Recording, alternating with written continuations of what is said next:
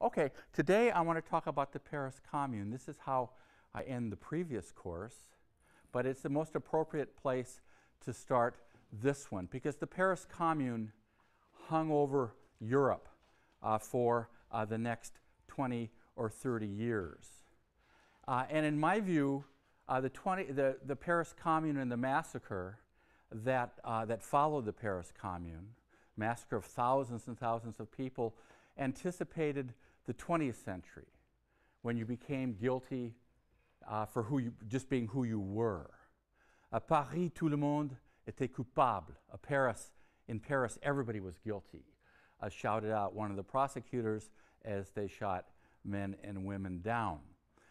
It would be, and I'll conclude with this, the largest massacre that would take place until the massacre of Armenians by Turks in the latter years of the 19th century and in World War I as well in 1915. And it sadly anticipates the horror shows of the 20th century. À Paris, tout le monde était coupable. You were guilty because you were left in Paris because you were too poor to get out. So what was the Paris Commune? Some of you already know this, but let me talk about that and then give you my view on it. The Paris Commune has to be placed in the context of two things going on.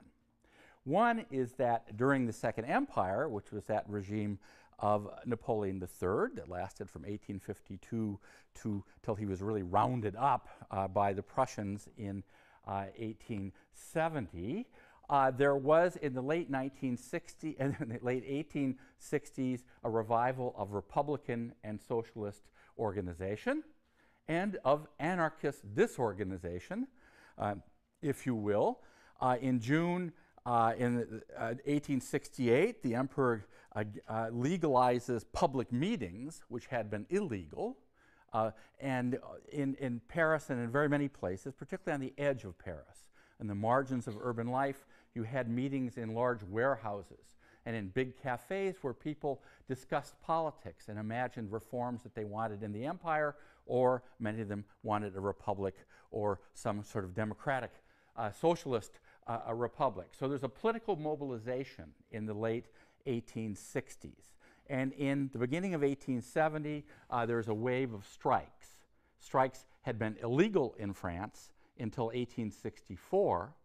Unions would be illegal in France until 1881.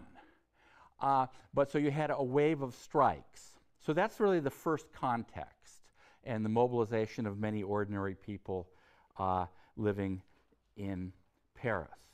The second context is the Franco-Prussian War, which you can read about in Chip Sauerwein's book. But basically what happens is that Napoleon III gets suckered into a war without any allies at all because of various dumb things that he'd done against the very clever, extremely aggressive Otto von Bismarck, the Prussian chancellor.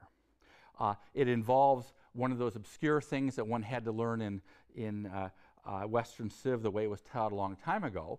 Well, I suppose it's worth remembering anyway. It involved the candidacy of a royal family member, rather obscure one, for the throne of France, which would have left France surrounded by the royal family of Prussia, Hohenzollerns, a name that in this course you need not retain unless it's in some extraordinarily complicated crossword puzzle. But Napoleon protests vigorously, and then trying to add insult to injury, his ambassador literally chases the German emperor around his garden and is fairly abusive in a verbal way, and Bismarck seizes on this to stoke up anger against France, and then reveals to the European world, or those people who cared, that Napoleon III had earlier tried to make a deal, which in exchange for supporting Prussia against Austria, he would receive Belgium and Luxembourg, which of course the British could never tolerate. And so what happens is that he goes to war in the summer of 1870 without any allies against Prussia and its South German allies, and he thinks he's going to win.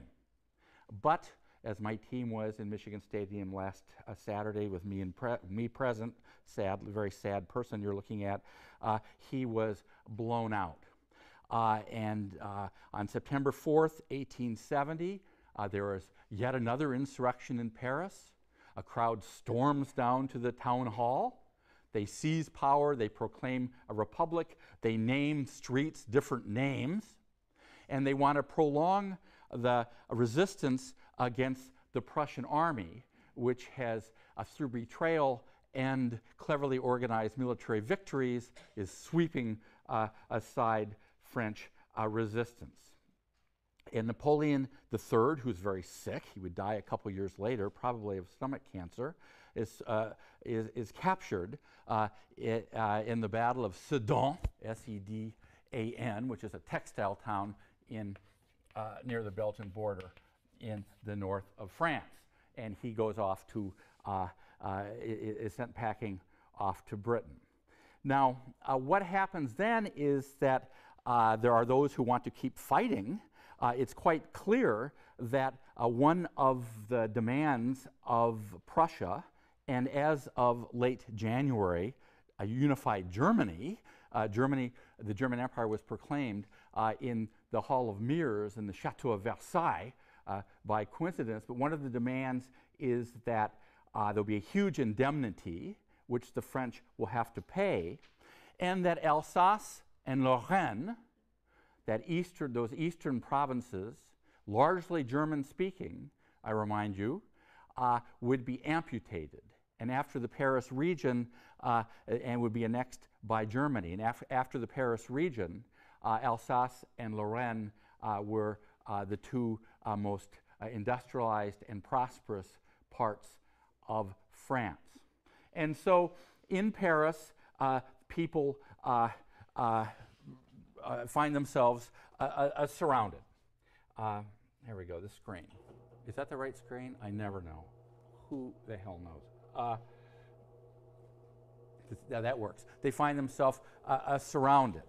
And Paris is, is nothing like, it's 1/3 the size of London at the same time or at any other time, but it has a huge circumference. There is a wall around Paris, and there are exterior forts, but you've got an enormous number of people besieged by Prussian and other German forces holding on. At one point, a French politician whom you'll meet in the textbook at least, called Gambetta, who died very young, flies away in a balloon, flies down toward Tours on the Loire Valley to try to raise up resistance there. But things get quickly very grim indeed. In October, a French general capitulates rather scandalously in the town of Metz in the east, which would become a German town. In fact, if you go to the Metz, maybe some of you have been there, Metz, you'll see this huge sort of lugubrious railroad station that was clearly built in the Second Reich of the Kaisers and of Bismarck. And so Paris is surrounded, and this sort of glory that was supposed to be the empire has collapsed on the head of France. And to be sure, there were lots of crowds in Paris. There were the inevitable crowds who shouted for war, which was sort of odd because Paris was increasingly a left-wing city, because the vast majority of the population of Paris were ordinary people, were workers. More about that another time when I talk about Paris. But the siege goes on and on. And Paris changes appearances. Military dress or parts of uniform become seen just about everywhere. The problem is feeding all of these people. How are you going to feed them? You've got all sorts of animals. You've got horses, which you need for the army, but also which they start slaughtering. You've got cattle, but you have enough food to last for maybe a month. There's always a lot to drink. because of the cave, that is the wine cellars that people had, but things get worse and worse. The last regular mail delivery was on September 19th, and thereafter they used balloons. The balloon was invented in the Ardèche by Montgolfier in the late 18th century, and the balloon becomes a sort of symbol of perhaps liberty. The people in Paris are awaiting some sort of military help from the provinces, but it simply goes on and on. And during the siege, there were 65 balloon flights carrying 2.5 million letters, weighing a grand total of 10,000 kilograms, so roughly about 20,000 pounds. One astronomer actually left Paris to go off and to observe an eclipse. They begin using pigeons in order to fly messages out, and then the Germans, who were of course portrayed as committing atrocities, and they'd committed a few. They'd shot some people up in the northeast, but nothing that would like what would occur in 1914, and of course nothing at all like what would occur in very different circumstances, 1939, 1940. The Germans bring in these falcons, and they go out and they munch the pigeons. And so this was another reason for them to dislike the Germans, is these poor little pigeons who became this sort of sacred bird. I guess a pigeon's a bird. And you know, pigeons, I mean, people including me eat pigeons. I mean, pigeonneau is actually quite good. But anyway, it seemed like an awful thing to do when they're bringing these falcons and hawks who were imported to intercept these people. Now, the Paris population included National Guardsmen come from the outside to take refuge inside. So it's rather like a medieval siege from that point of view. You've got people from the outskirts coming in for food and safety. But the population is slightly over 2 million people. And that's a lot of mouths to feed. You've got 1,500 Americans, several of whom leave accounts of the whole thing, 40,000 Belgians, 30,000 Swiss, and 5,000 English.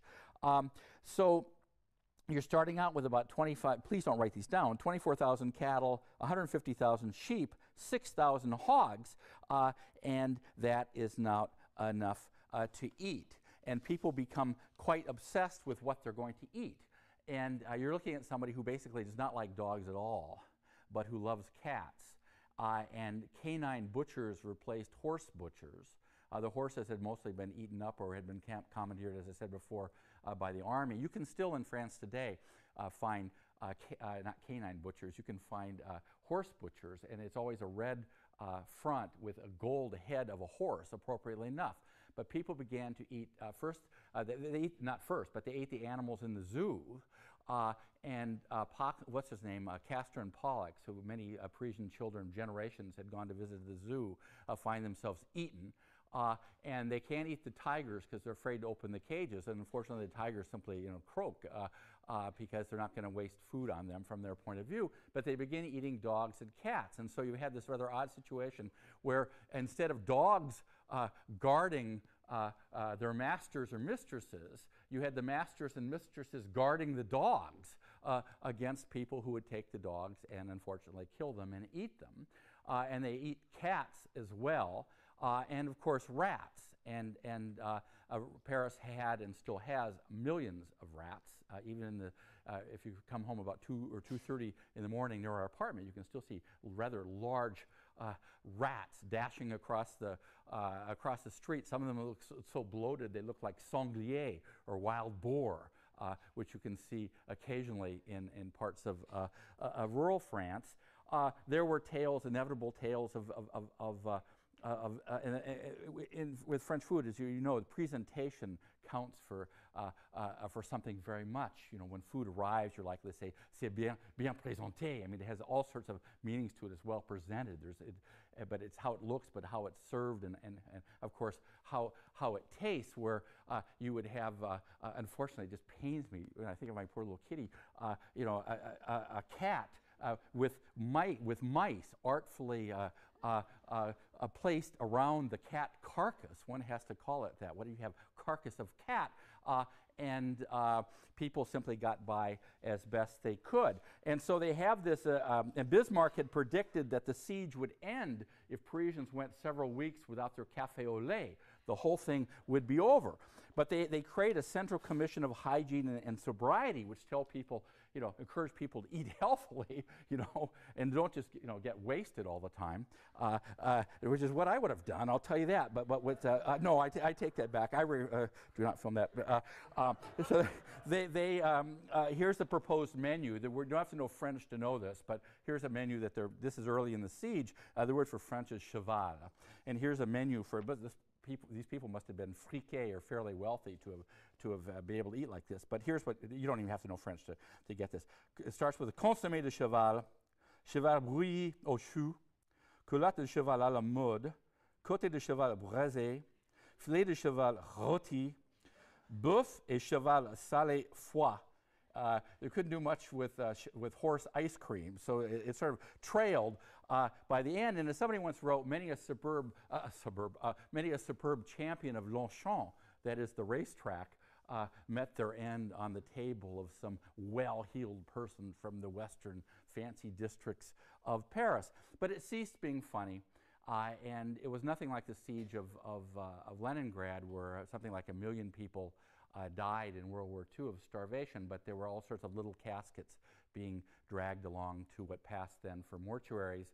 Old people and young people, the youngest died in droves, and of course sheer drunkenness becomes an enormous problem, and so did venereal disease, because of the Paris at any one time, depending on who's counting, but the number of prostitutes was at least 10,000 and probably about 25,000, and so venereal disease becomes rampant.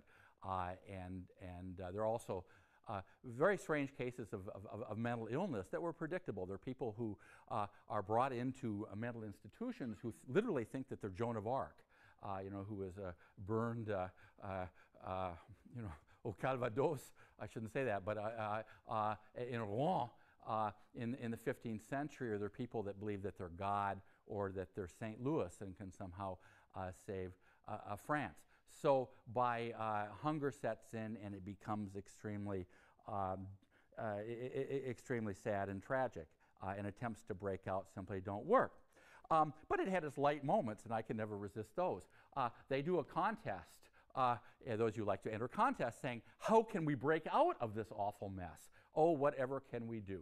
And just 3 of the suggestions that came in that I would have awarded them some sort of prize were the following, or maybe just 2 of them. One, somebody says that all these prostitutes are a valuable resource for Paris. I mean, Berlin had its own sad legions of prostitutes as well, and that they must be equipped with what they called Prussic, as in Prussian, but Prussic needles that would have a poison, and then the prostitutes would go out to encounter in some sort of cash exchange Prussian soldiers, and at some key moment in the exchange would stab them in the neck very gently with this pin that would be the end of their eating sauerkraut, and then Paris would free itself. Somebody else suggested that because of the influence of Wagner and because of the traditional kind of oompa music that the Parisians always associated with the Germans, that you would take the orchestras of Paris and teach them how to play oompa music. This is what they called it, not the Prussians, of course, and that one day they simply would open up one of the gates of Paris, heavily defended, and would march out playing this music, and then behind them would become this huge Trojan horse, which they would call the musical mitrailleuse, or the musical machine gun, which would then open up and start blasting away the poor Prussians, who were always assumed to be by the sneaky Parisians to be very dumb, but of course they weren't. And the other, somebody wrote in and said, well, look, let's take this huge tarp, put it on the Place de la Concorde, put bacon and other things, and use pigeon power. And all the pigeons would come to that place, and then you engulf the pigeons, and you have this powerful balloon that can carry all of these people in some sort of airborne stagecoach or diligence out of Paris. But the thing collapsed. I mean, it becomes less and less funny, and not at all. And at the very beginning, there was a train that went around the wall of Paris. More about the walls of Paris another time. That's fun to talk about. And Parisians would take picnic lunches, and they'd get on the train, and then they hear these large explosions and realize that they could get killed by these large explosions. And so as things are going downhill, many people in Paris said, look, we must keep fighting, but we must imagine a different world where we're being betrayed by the provinces that are not helping us, and we need to have we need to have help from the provinces. And in January, somebody puts up a sign, a big red sign, red being the color of the left. Red was illegal. The color red was illegal between 1849 and 1851 because it was believed to excite one group of people against another, which is an exact quote from the French law. And it's a big red poster that says, "Make way for the Commune," that the people of Paris would have the right to defend themselves and to create a better world in the future. Now, let me scramble for my, let me scramble for my implement here. This is ironically from 1869, and this is a conservative response to the mobilization of French workers. And this says, the working class population won't at all listen to bad advice. And notice here, this guy, this is your basic Parisian urchin, who in 1830, in a famous Delacroix painting called Liberty Leading the People, is sort of the hero. But here he's sort of the bad guy, sort of a Gavroche gone totally wrong. And here is temptation, and here's this working class family that will surely resist all of this. And this, God, I love this. When you first see the first picture you can actually see of Paris is what they call a daguerreotype from 1837, the Faubourg du Temple. And you can actually, instead of imagining what things look like, you can see them. And here, this is from the steps of Montmartre, way before the god-awful Sacré-Cœur was built, the Basilica.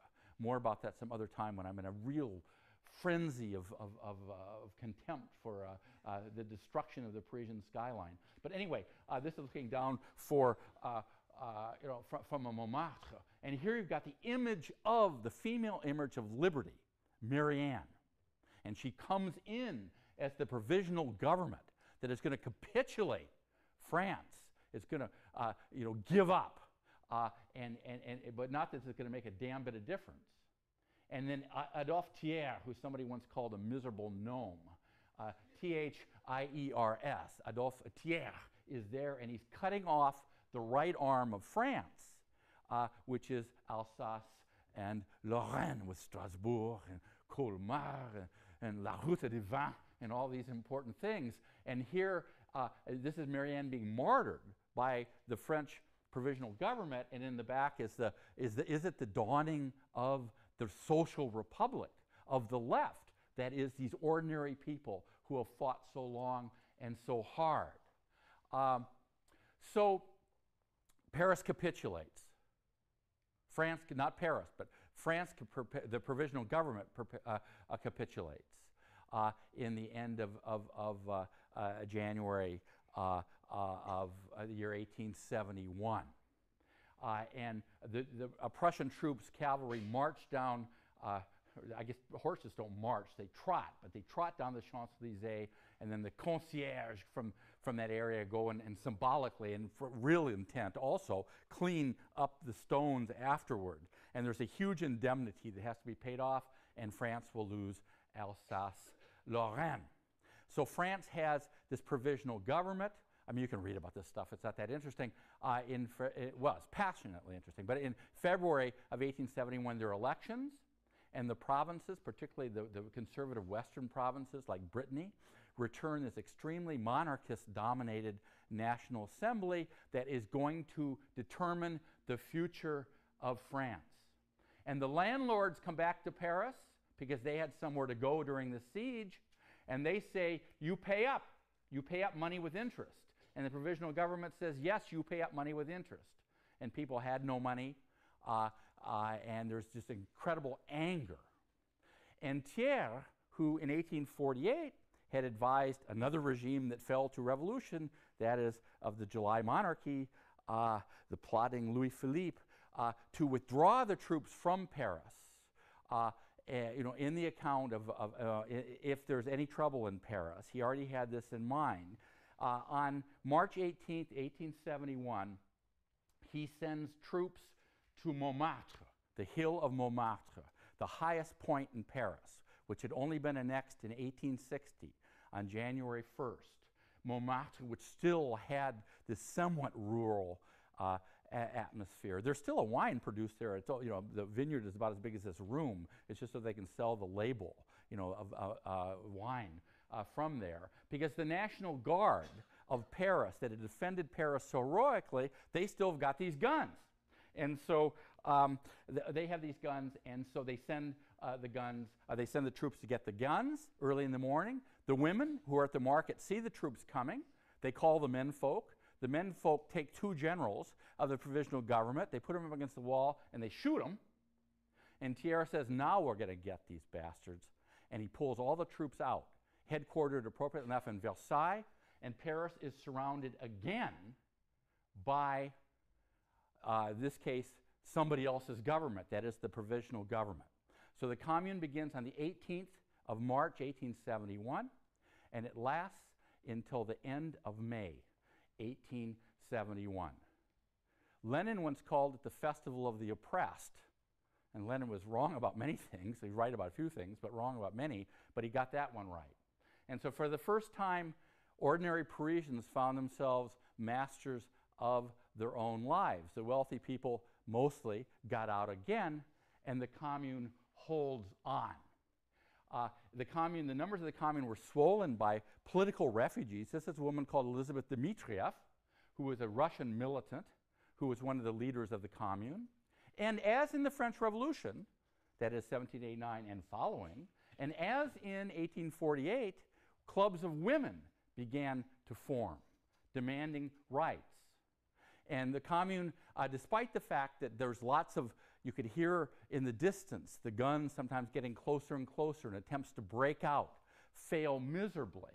They pass all sorts of impressive social legislation. They create nurseries for working women. They give contracts to make National Guard uniforms to women's unions. They plan what will be a lay, secularized education system.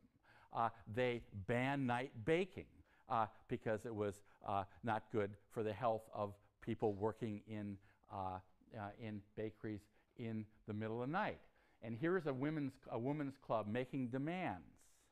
Nobody is yet, except these women, thinking of female suffrage. So it's kind of an important moment, you know, in the history of women, and also it explains the viciousness of the attempt of the massacre, really, of ordinary working class women when the whole thing falls apart, because the women were conceived of as being uppity, as putting forth claims that they shouldn't be making by conservatives. And a couple of the communards, one is a woman that you will read about later called Louise Michel, who spends half of her time in exile in London, who was an anarchist, basically, was very important, along with Elizabeth Dmitrieff. And so you're surrounded, and the people, they don't agree on everything. You've got Jacobins, you know, Jacobins, who are the sort of centralized radical Republicans or socialists from the French Revolution. You've got anarchists who wanted not to take over the state but to destroy it. I'm going to talk about anarchists another time because I'm writing a book about one of them. And you've got the moderate Republicans who simply wanted Paris to have more liberties vis-a-vis the strongly centralized state. More about that next time.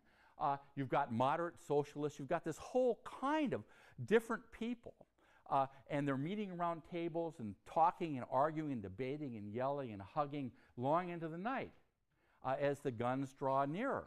There were communes in other cities too, with a variety of demands. In Limoges, in Le Creusot, in Saint-Étienne, in Narbonne, in Lyon, and in Marseille. And even an attempt in Bordeaux. And Paris keeps waiting for these armies of citizens to come, and citoyennes, female citizens, also to come and rescue them. But in the meantime, you've got people from the northern and northeastern quarters of Paris, the poor, living on the edge of Paris, who come down into the fancy quarters for the very first time when they're not working as someone's maid.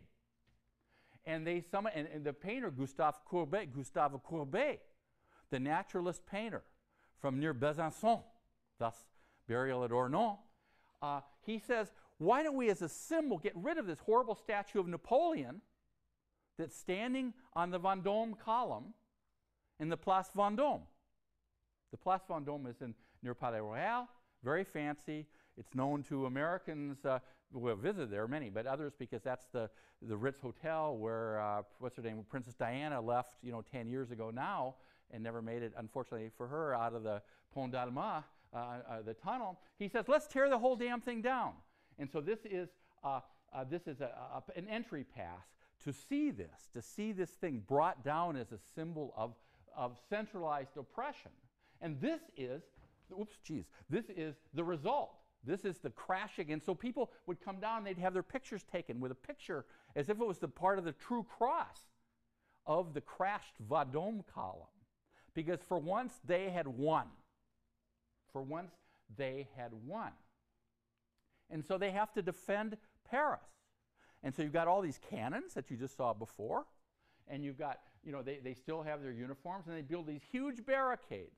The first barricades, by the way, were built in Paris in the late 16th century. So there's a long tradition. And you could build barricades across smaller streets, but not across big boulevards. And that was part of the rebuilding of Paris in the 1850s and 60s. More about that in a minute, and much more about that later, because it's fascinating. At least I think it's fascinating. And here you go, right down by the Seine. There's some Monet and Monet paintings, both, that are further back looking over. Here you've got your basic barricade, and these things are torn up. These are where trees came out of, and as in 1968. And here's your sort of kiosk of modernity. Somebody selling newspapers on these boulevards or near these boulevards.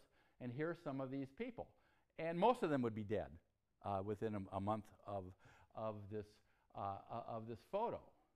And there you are, looking at them, trying to protect their city. Now, who first of all, who were the communards? Who were the people that was left? Well, when revolutions are victorious, everybody rushes forward and says, "Moi, j'étais là." I was there.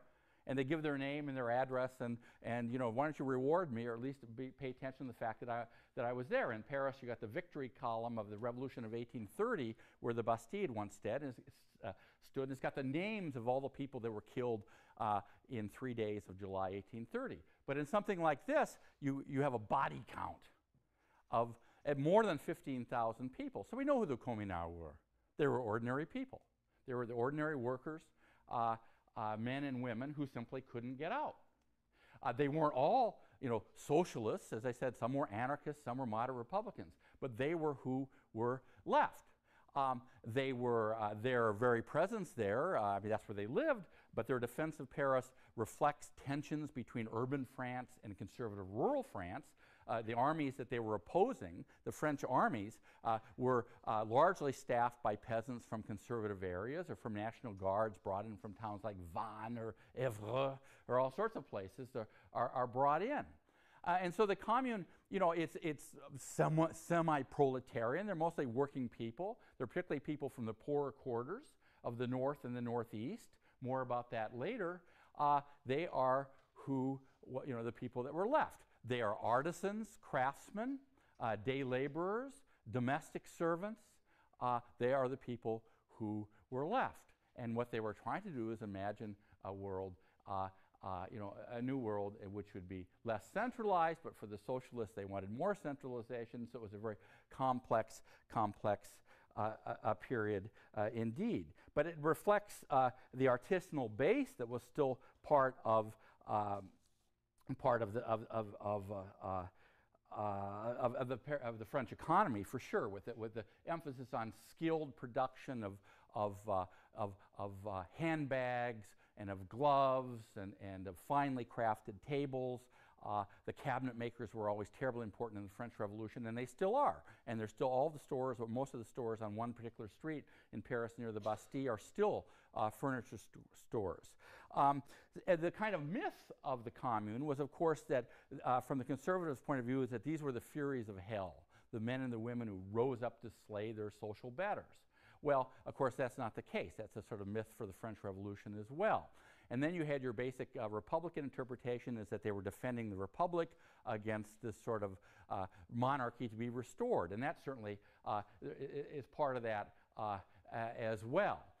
But it also had its socialist component, and Marx, for Marx this was terribly important, and for Lenin it was as well. It seemed to be Armageddon for the ruling classes, but it seemed to be that here was this proletariat, even though Marx got that all wrong, because these are not industrial workers for the most part, but these are the workers that will one day break off their chains, and so you can see how this would have an impact on every country, on the United States.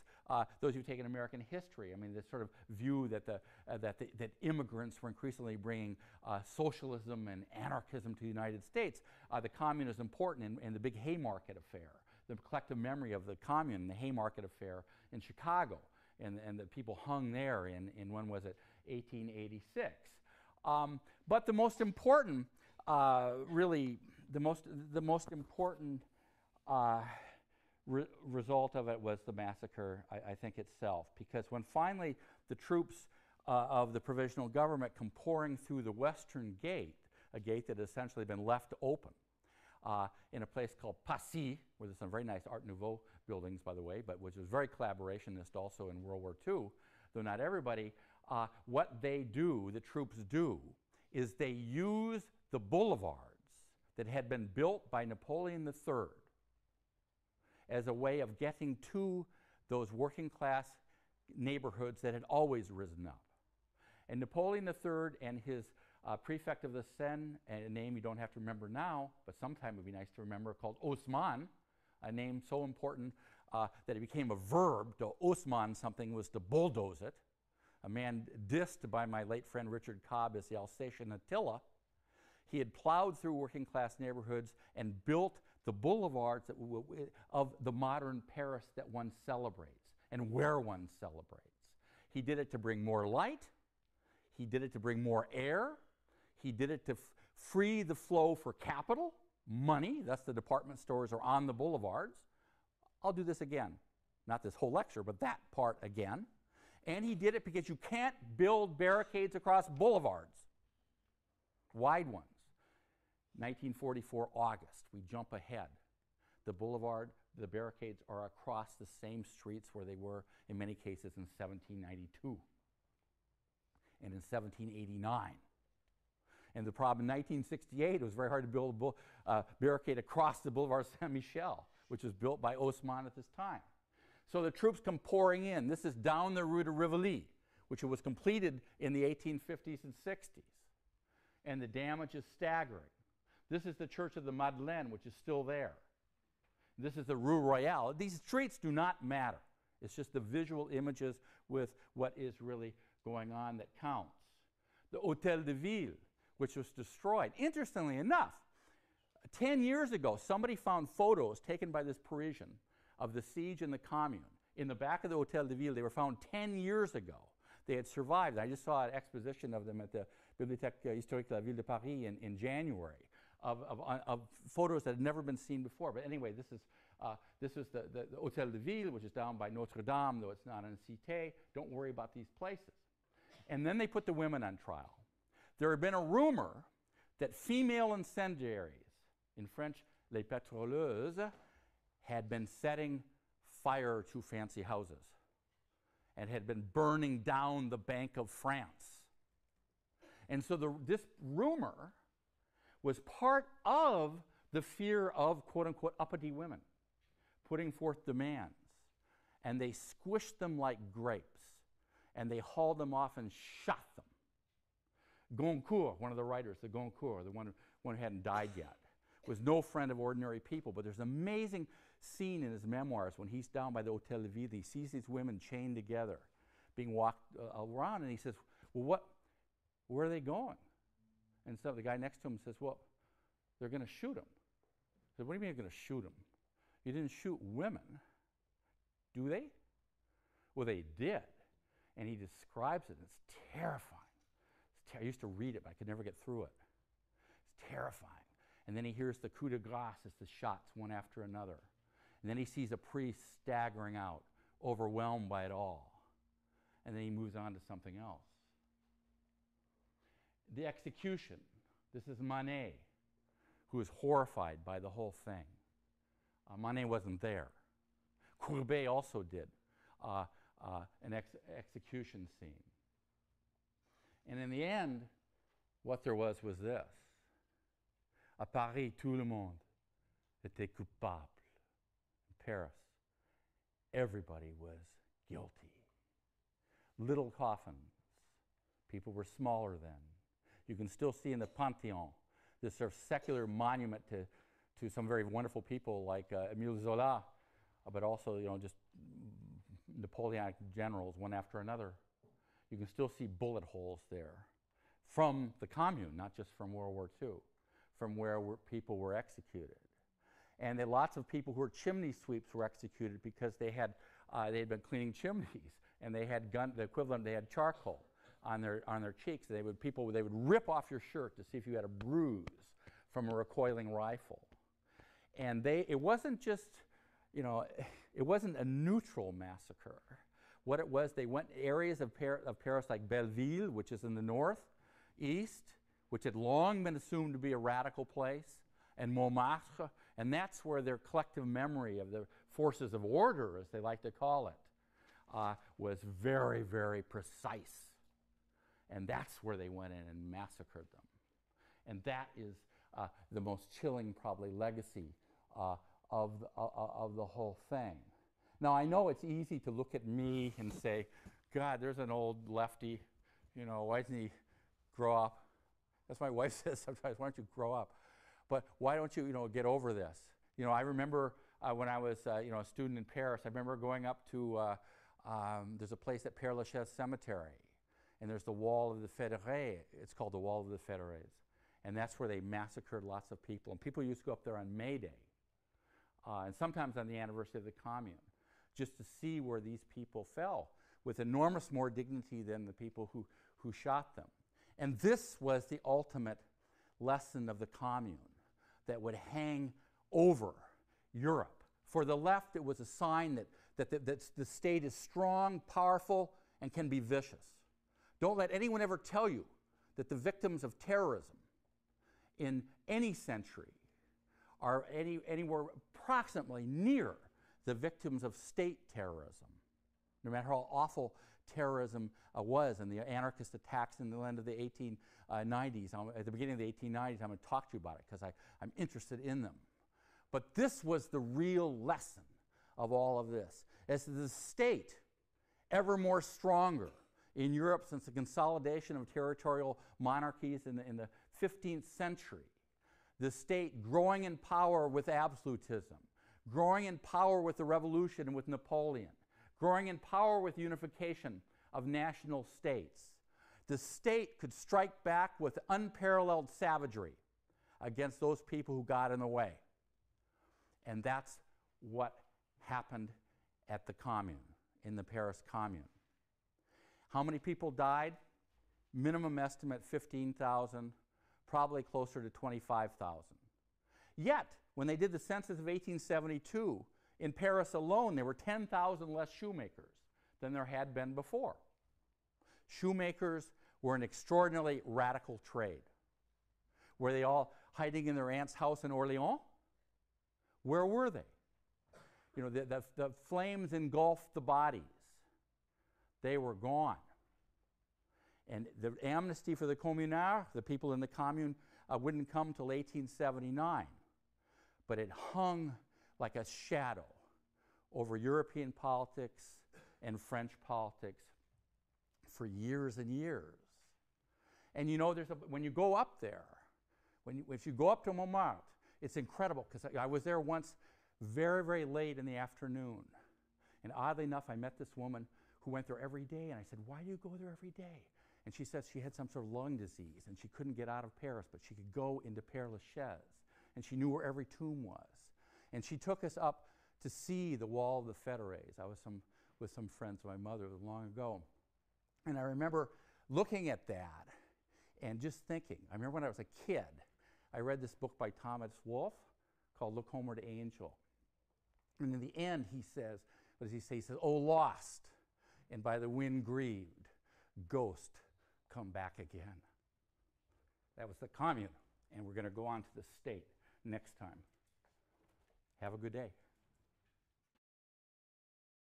Okay, today I want to talk about the Paris Commune. This is how I end the previous course, but it's the most appropriate place to start this one because the Paris Commune hung over Europe for the next 20 or 30 years.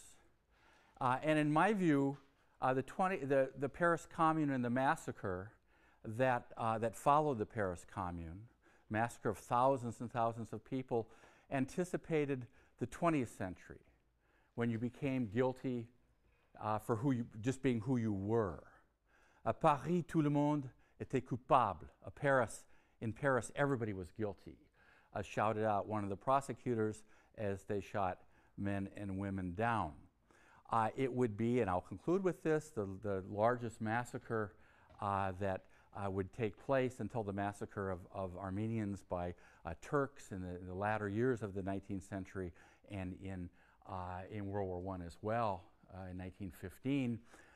And it sadly anticipates the horror shows of the 20th century. À Paris, tout le monde était coupable.